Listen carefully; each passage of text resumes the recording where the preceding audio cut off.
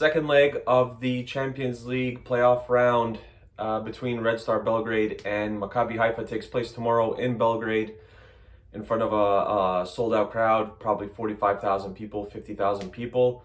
The first match ended 3-2 for Maccabi Haifa, but as I mentioned in my recap of the match from Haifa, it's kind of a weird match considering, Haifa won 3-2, but it could have easily been a 2-3 goal win for Haifa. It could have been a 2-3 goal win for Red Star Belgrade. So they kind of met somewhere in the middle, and Maccabi Haifa ended up winning 3-2, and I think deservedly so. They ended up winning in Israel. I think that overall, the entire match, I think they were a little bit better than Red Star Belgrade. But look, at home, I think when you're in the playoff round of something like this, like the Champions League playoff round or Europa League playoff round, whatever the case may be, I think you would rather the second match being at home, especially if you're chasing like a 1-goal deficit, or if it's a draw heading into the second leg. I think when you have fans such as Red Star, I think that's something that you're always kind of banking on them being there and supporting you throughout, as they have done. We saw what happened again last year against Rangers, losing 3-0 in Glasgow and then coming in and winning 2-1, I guess it was, in Belgrade, and just coming up short. But to kind of get into the last match and some of the things that I think Red Star needs to work on and where I think they could capitalize. The first thing is slow down Ali Muhammad and Dolev Haziza, among others. I think that feels like I didn't even mention Ali Muhammad in my recap, and I got some comments on it, and rightfully so. It felt like he played a perfect match. It felt like he didn't lose one duel in the middle of the pitch. It felt like he was the guy where everything kind of started for Maccabi Haifa. Obviously, there was times where it was Haziza, where it was Sherry, where it was someone else, but it felt like majority of the time it was him dispossessing a Red Star player and starting a counterattack. And as we found out very quickly, Maccabi Haifa is very fast, and that's where a lot of their attacks came from, especially the first 20-25 minutes. And those are the first 20-25 minutes that I always outlined for Maccabi Haifa, because I thought that they had 1 goal, but they could have had 2, possibly 3, where they were absolutely outstanding.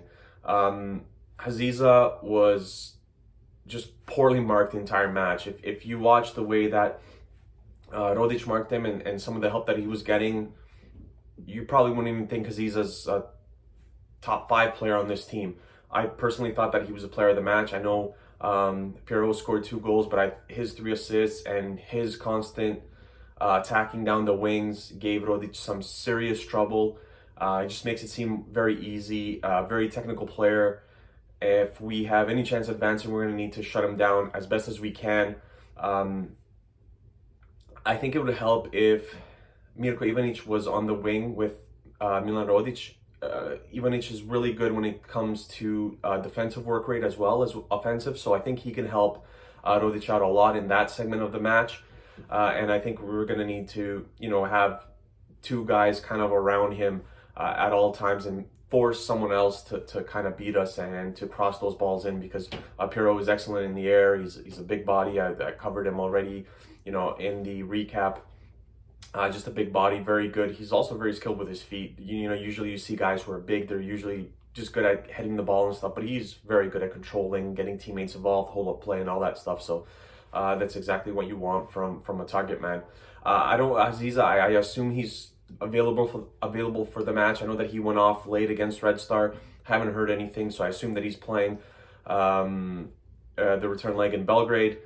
I think Sherry was also good as the match went on. So after he scored that goal, I thought that he was very involved with whatever it is that Maccabi Haifa was doing. He was good in like the entire match as a whole, but I thought he was really good once he scored the goal. I believe he got the third, so once it was 3-2, I thought he was really good at getting open and demanding the ball, which I didn't think that he did all that well or all that much in kind of like the first half of the match. But as the match went on, I think he was very good at that, and took some pressure off Haziza and Ali Muhammad. So kind of let me do a little bit of the work. Maybe you guys just take a few seconds off while he orchestrates some things, and he scored a beautiful goal in the second half as well. Someone you need to mark from distance as well. He loves to having a goal from distance. We need to cover that as well. I think Pierrot needs to be contained much better than what he was. So this is the kind of thing, and I'll give my starting 11 now. Not much I would change from this, apart from either starting Sanogo as a center back or as a defensive mid. I think he's going to start as a defensive mid, and the back line is going to stay the same. Pierrot gave Milunovic serious issues, and even Irakovic when he was on him. I think that the Kangwa pivot isn't going to work well in matches like this, where the opponent is almost very similar in quality to Red Star, and someone as big as Pierrot, I don't like. Milunovic can't contain him. Irakovic, again, he was a right back, so he didn't really have too much to do with him there. But I think Milunovic got bodied very easily. Pierrot bodied him very easily in the final third, and that's something that needs to be corrected. How I think Red Star can correct this is giving Dragovic a bigger role in the return leg.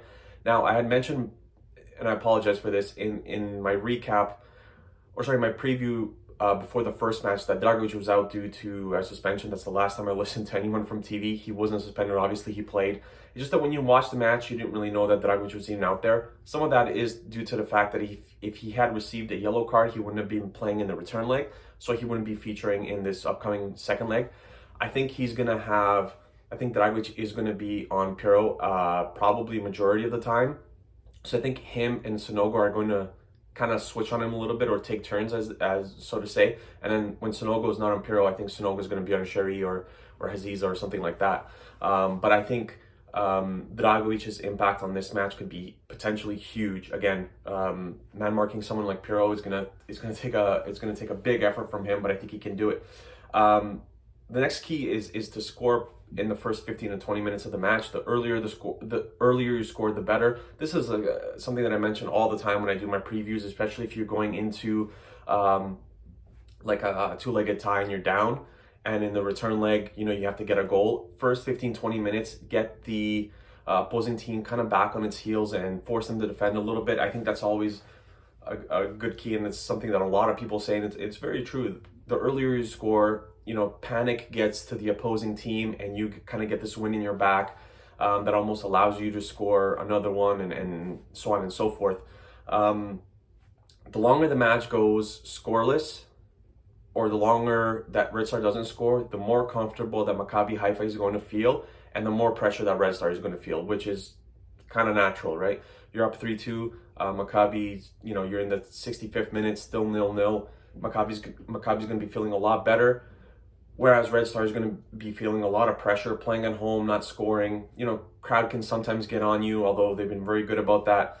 And the team just gets nervous, and now you're forced to maybe make substitutions, throw on players into positions that maybe they're not used to, because you're kind of putting all hands on deck, and you're trying to get that goal just to even force extra time.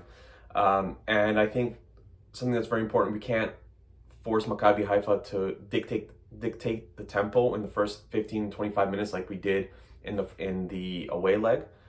I think when you're at home and you're chasing a result, you have to put your stamp on the game early and often, and I think that's what needs to be done, especially if Maccabi scores early, as like something I haven't talked about. Then you're going to need to crank it up even more, and now there's even more pressure on you, and now Maccabi Haifa is feeling pretty good about themselves, having scored early, and now it's 4-2 on aggregate, and now you need 2 goals just to send it to extra time. I think making opportunities count. Don't think we did that extremely well in the first leg. Osman Bukhari missed from like 6-7 yards out. The goalie was down, and he skied it over the net. You have to score on every chance you get, because you don't know how many you're going to get. I think Pesic, Cohen made a good save on Pesic in the first half as well, where I think it was Bukhari that sent him on goal. And then Cohen also had that stop in like the 85th minute or something like that was kind of crossed in, and no one touched it, and he just got his hand onto it. Those opportunities you have to take, because literally every goal counts at this stage. Like, any miss can be punished, and that's something that we're going to have to do a lot better in this second leg. Pesic has a really good goal scoring record against Maccabi Haifa. Hopefully he can score again and keep it going. And kind of one of the last points is to get more out of Katai. He's been off his game for the last 3 or 4 matches. He's going to need to be better. Ivanic is going to have, I think, a lot of responsibility defensively and offensively. So we're going to need a little bit more from him, I think, offensively. And I think Katai just has to be better. And he's someone who can, score a goal from anywhere on the pitch. Kanga, the same way, not afraid of having shots from go from distance 20, 25 yards out. Remember Krasnodar, remember some of the other goals that he scored. He's really has a good shot and needs to use it. So with Sanogo starting, Kangwa obviously I think would be one of the players off the bench. Look for Ohi to have a role as well. Milan Pavkov, I don't know how involved he's going to be in this match. He's probably being sold after this two-legged tie is done. So we'll see. And I think that there's a lot of pressure on Red Star to make Champions League. They've invested a lot of money into this current team. They brought in a lot of players, pretty much brought in a player at every position of need except for right back as of right now, and maybe a defensive mid. So there's a lot of money that's been invested in this team, and they kind of need to show it now. Pressure on Dan Stankovic as well to make Champions League. There's pressure all around. Where I think for Maccabi Haifa, I don't know how much pressure there is around them. Making the Champions League for them would be outstanding. But also, they've had a great run, and they've beat a lot of really good teams just to get to this point. Really good young manager coming up, tactically switched up a lot of things as the match went on against Red Star. And I think where Red Star can look to score goals is off set pieces. I guess Apollon scored 2 goals in that return leg, kind of off free kicks. So that's something the Red Star is going to have to look forward to. Anywhere from 25, 30 yards out, kind of whip the ball in and let Pesic and Milunovic, Dragovic, some of these guys get there on the end of it. Rodic is really good in the air. Corner kicks as well. You're going to need to score from those positions. So I'm looking forward to the match. If it's half as good as the first one, it should be a great match.